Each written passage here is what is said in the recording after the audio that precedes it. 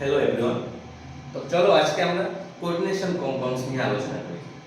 তো coordination compounds বলতে কি বুঝি আমরা? নরমালি যদি কোনো একটা মেটাল কোনো একটা নন মেটালের সাথে বন্ড করে তখন ওরা একটা আয়নিক কম্পাউন্ড তৈরি করে।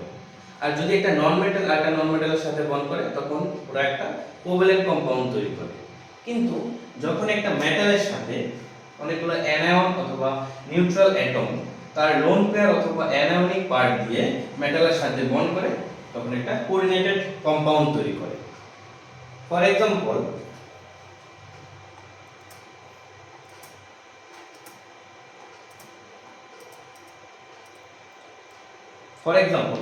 this compound COCl NH3 whole 5 coordination pair 2Cl minus।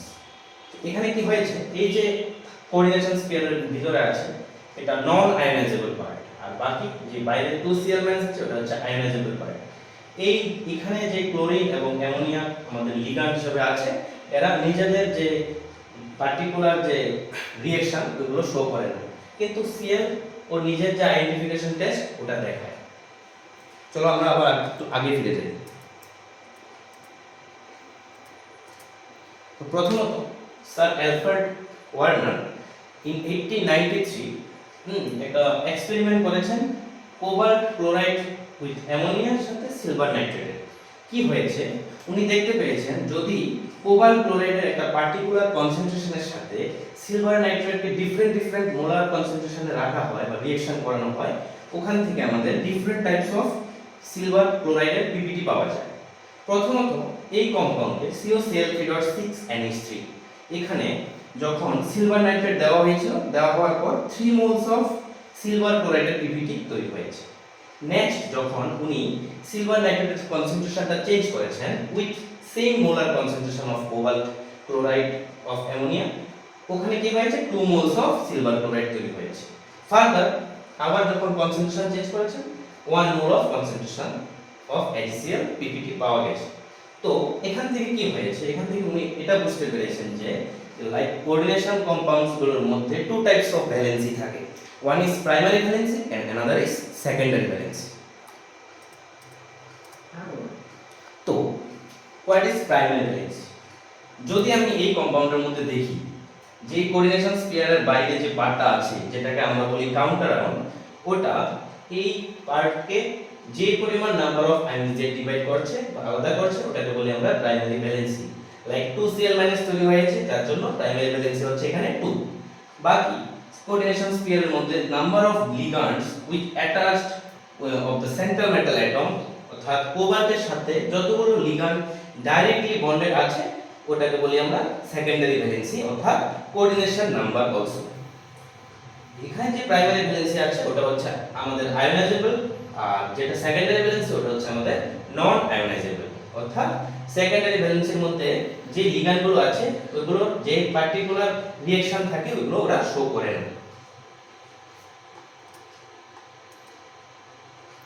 Further যদি আমি এখানে দেখি COCl2 NH3 whole 2 coordination spear Cl minus, এখানে কি হয়েছে 2Cl2 আছে এবং অ্যামোনিয়া আমাদের 2 লিগ্যান্ড আছে।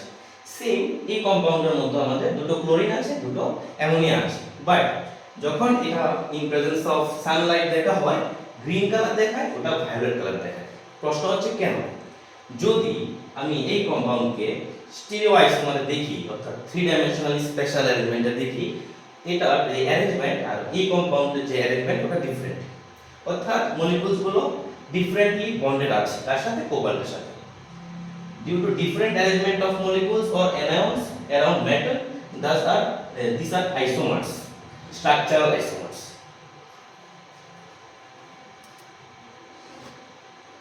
তো এই যে special arrangement, generally coordination compounds এর মধ্যে 3 টাইপস অফ স্পেশাল অ্যারেঞ্জমেন্ট আমরা পড়ে থাকি বা জেনে থাকি। One is tetrahedral, another is octahedral and another is square planar. যদি আমাদের সেন্ট্রাল মেটাল অ্যাটমের সাথে অর্থাৎ নিকেলের সাথে 4টা কার্বনেট বন্ড করে, যদি হাইব্রিডাইজেশন sp3 হয় তখন ওটাকে আমরা বলি টেট্রাহেড্রাল কম্পাউন্ড বা কমপ্লেক্স। আর যদি কোঅর্ডিনেশন নাম্বার 6 হয়, লাইক সেকেন্ডারি ভ্যালেন্সি কত এখানে 6, এখানে সেকেন্ডারি ভ্যালেন্সি কত 1 is chlorine 5 is অ্যামোনিয়া। তো টোটাল কোঅর্ডিনেশন নাম্বার হচ্ছে আমার 6। তো ওটা হচ্ছে আমাদের কি অক্টাহাইড্রাল কমপ্লেক্স।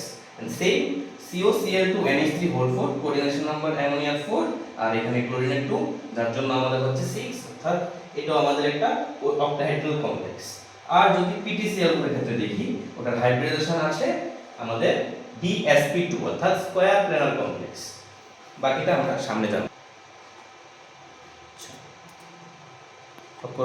তো যদি আমি দেখি যে কোঅর্ডিনেশন কমপ্লেক্সগুলোর মধ্যে যে আমাদের যে কোঅর্ডিনেশন স্পিয়ারটা থাকে ওটাকে আমরা কোঅর্ডিনেশন এন্টিটিও বলতে পারি। লাইক একটা মেটাল অ্যাটম যখন অনেকগুলো লিগ্যান্ডের সাথে বন্ড করে তখন একটা কোঅর্ডিনেশন এন্টিটি তৈরি করে, অর্থাৎ একটা কোঅর্ডিনেশন কমপ্লেক্স তৈরি করে, যার মধ্যে আমাদের এই যে স্পিয়ারের মধ্যে যে মেটালটা থাকে ওটাকে বলি আমরা সেন্ট্রাল অ্যাটম। এই সেন্ট্রাল অ্যাটমের সাথে কোঅর্ডিনেশন স্পিয়ারের মধ্যে যে লিগ্যান্ডগুলো ডাইরেক্টলি বন্ডেড করে বা বন্ড করে ওইগুলোকে বলি আমরা লিগ্যান্ডস অথবা লুইস বেস। কেন লুইস বেস? জেনারেলি কি হয়, লিগ্যান্ড যখন মেটালের সাথে বন্ড করে, লিগ্যান্ড তার লোন পেয়ার অফ ইলেকট্রন অথবা অ্যানায়নিক চার্জ ডোনেট করেই বন্ড করে।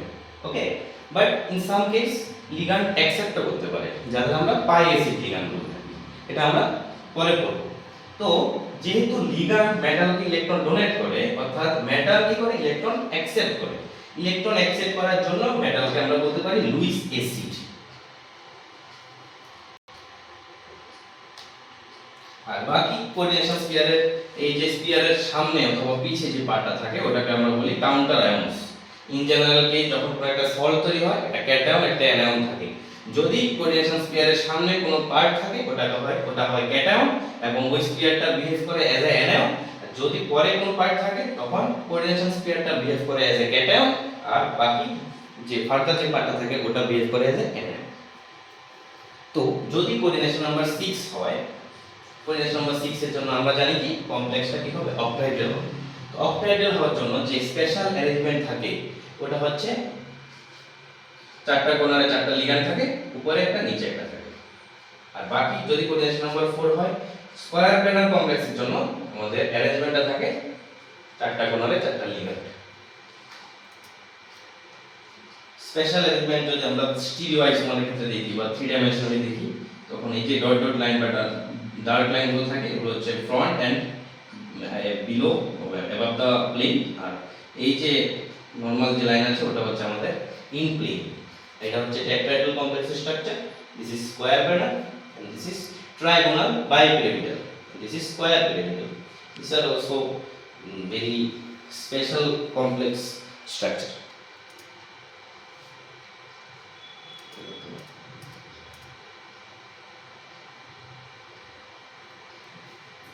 চলো এবার আমরা টাইপস অফ লিগ্যান্ড বা লিগ্যান্ড কি ধরনের হতে পারে এগুলো সম্বন্ধে জানি। এতটুকু অবধি বুঝতে পেরেছি যে একটা মেটালকে লিগ্যান্ড ইলেকট্রন ডোনেট করার পর একটা বন্ড করে, হ্যাঁ, কোঅর্ডিনেট বন্ড হয়। ওই কোঅর্ডিনেট বন্ডের মাধ্যমে একটা কমপ্লেক্স তৈরি হয়, ওটাকে আমরা বলি কোঅর্ডিনেটেড কমপ্লেক্স। তো যেখানে মেটাল বিহেভ করে অ্যাজ এ লুইস অ্যাসিড হিসাবে আর লিগ্যান্ড বিহেভ করে অ্যাজ এ লুইস বেস হিসাবে। তো এই লিগ্যান্ড থাকে, লিগ্যান্ড 3 টাইপস অফ থাকে, by donating their lone pair or anionic or accepting electrons from metal. So anionic ligands, cationic ligands and neutral ligands. For example, some anionic ligands are fluorine, fluorido. যদি লিগ্যান্ডের নাম লিখি আমরা তখন আমরা লিখব ফ্লোরিডো। For Cl minus chlorido, Br minus bromido, I minus iodo, and for Cl minus cyano or cyanido. For O2 minus oxo, OH minus hydroxo, and so on.